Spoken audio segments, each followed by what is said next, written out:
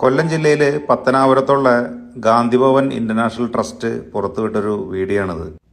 Kayamkulam MSM higher secondary സ്കൂളിലെ NSSന്റെ വോളണ്ടിയേഴ്സും അധ്യാപകരും Gandhi Bhavan സന്ദർശിച്ചപ്പോൾ എടുത്തിട്ടുള്ളൊരു video. സാധാരണ സ്കൂളിൽ നിന്നും കോളേജിൽ നിന്നൊക്കെ ആളുകൾ ടൂറിസ്റ്റ് ഡെസ്റ്റിനേഷൻ സന്ദർശിക്കാൻ പോകാറുണ്ട്, വലിയ വലിയ സിറ്റികൾ സന്ദർശിക്കാൻ പോകാറുണ്ട്, മൃഗശാലകൾ